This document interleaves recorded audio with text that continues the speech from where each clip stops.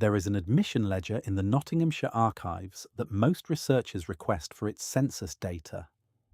The pages are ruled in columns: name, age, date, classification. Thousands of entries stretching across decades, and 99% of them carry the same single word in the reason column: destitute. No further explanation. No record of what brought a family to the gate. No record of what happened to the children once they were classified and walked through a door their mothers were not permitted to follow them through. I requested the ledger because I was tracing institutional architecture. What I found instead was an absence, a silence so consistent across so many workhouses and so many years that it stopped looking like an oversight and started looking like a design. I found it because I was looking for something else entirely. I was tracing the administrative origins of the workhouse system, starting with a royal commission that sat in 1832. The commission was chaired by the Bishop of London, and its secretary was a political economist named Nassau Senior, working alongside Edwin Chadwick, a disciple of Jeremy Bentham. Their task was to investigate how poor relief was administered across England and Wales, and to recommend reform. The investigation sent questionnaires to every parish in the country. Fewer than 10% were returned.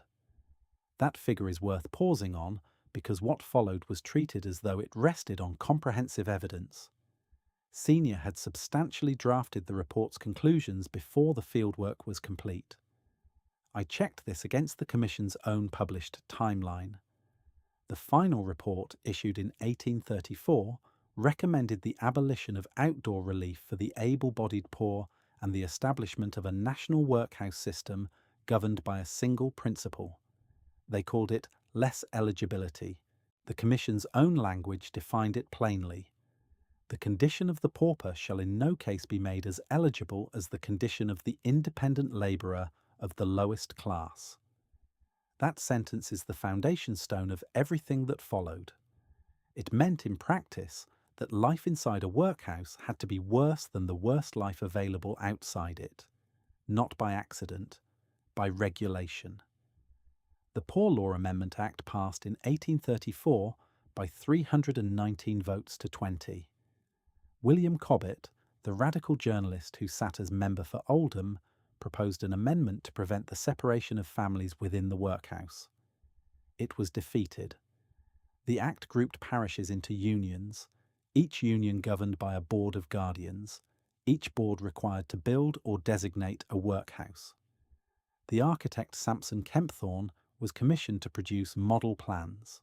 His designs, cruciform and octagonal, were influenced by Bentham's panopticon, a central hub from which the master could observe all four wings without moving. The corridors radiated outward into separate yards, male and female, children and aged. There was a single entrance, past a porter's lodge, and no internal route between the wings that did not pass through the master's observation point. The admission process was documented in the regulations issued by the Poor Law Commissioners. A family arriving at the gate would be received by the porter, recorded in the admission register, then separated by classification. Men to the men's ward, women to the women's ward. Children under 7 might remain with their mothers at the master's discretion. Children over 7 were separated entirely. Contact between mother and child was permitted only at times and under conditions determined by the master. Personal clothing was surrendered. Hair was cut. Each inmate was bathed, issued a uniform, and assigned a number. The register recorded a name, an age, a date, and a classification. That was the extent of the record. That was all the institution required of itself. Now consider what this system was built to do. The workhouse was not a shelter. It was not a hospital, or a school, or a refuge. It was a test. The Poor Law Commissioners said so explicitly. The workhouse test was designed to determine whether a person's destitution was genuine by making the remedy so unpleasant that only the truly desperate would accept it.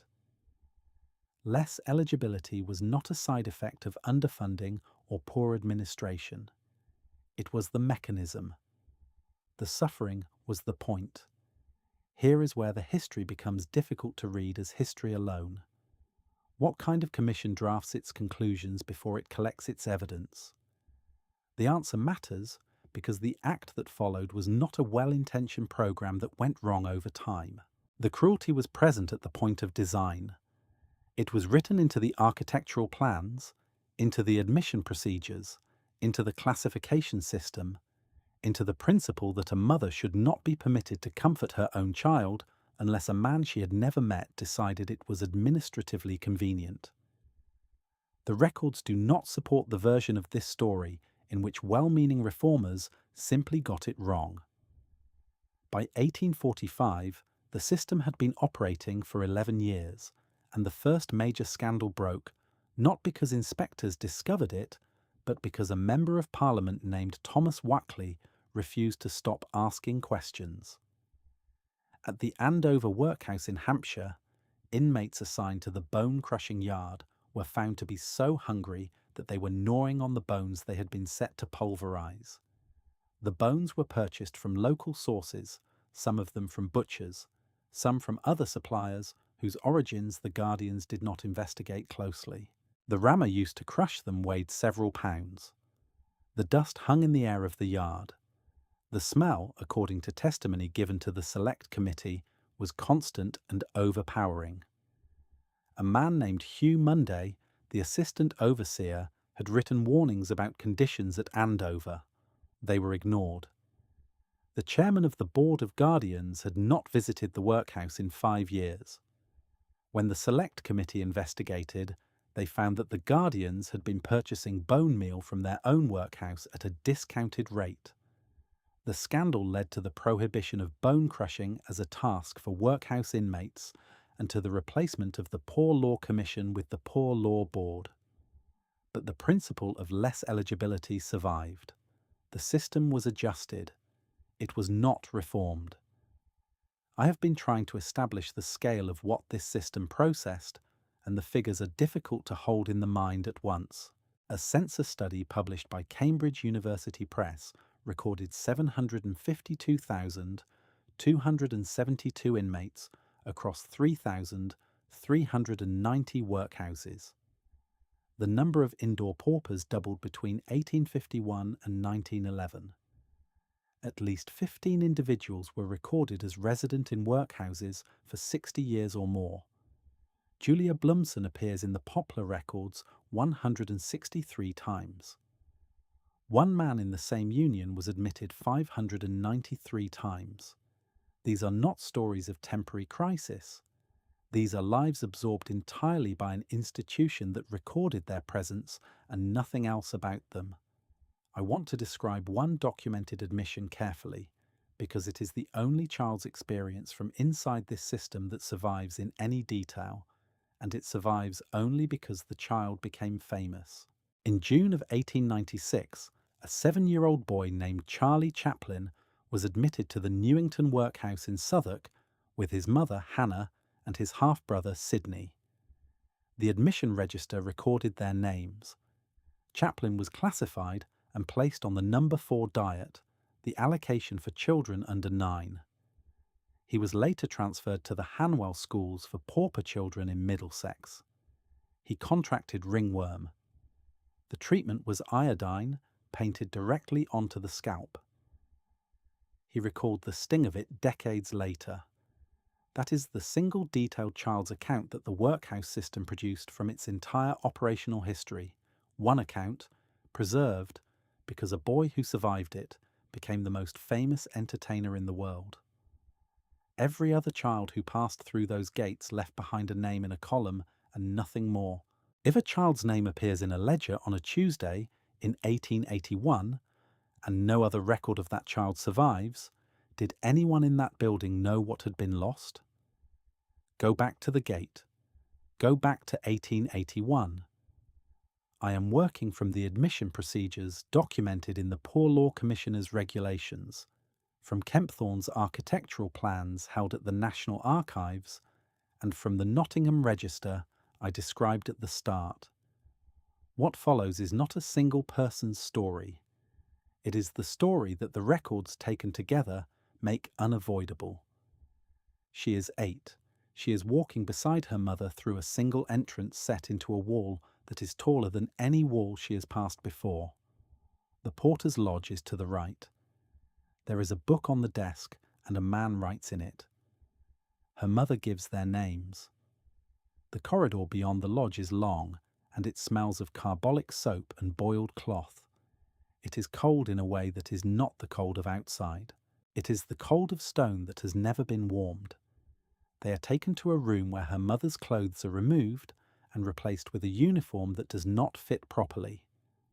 Her own clothes are taken as well. Her hair is cut. She is bathed in water that has been used before her. The uniform she is given is too large, and the fabric is coarse against her arms. She does not know yet that the corridor ahead of her leads to 2 different doors, and that the door her mother will be taken through is not the door she will follow. The moment is not recorded in any register. No guardian's pen notes the child's expression, or whether she reached for her mother's hand, or what sound she made, or whether the corridor was quiet when the door closed. The ledger records a name, an age, a date, and the word destitute. The nib of the pen touches the ruled line, and in that instant the institution claims the child. In the same instant, the child disappears from the historical record as a human being and becomes a classification. What do you call a system that records every child's name, but never once records what the child felt when the door closed? The question I keep returning to is not whether the workhouse was cruel. The question is whether we ever actually closed it. The workhouse buildings were repurposed. Some became hospitals. Some became shelters that operated under the old poor law regulations into the 1980s and 1990s. The boards of guardians were dissolved. The language changed. The ledger changed. But the architecture did not. 8.3 million people are currently on universal credit. 64,000 sanctions were issued in a single month in 2023. A hardship payment, offered to those whose benefits have been stopped for administrative non-compliance, is not a grant. It is a loan. The system still conditions survival on compliance. It still treats need as a behavioural problem. It still writes its authority into a record and turns the page.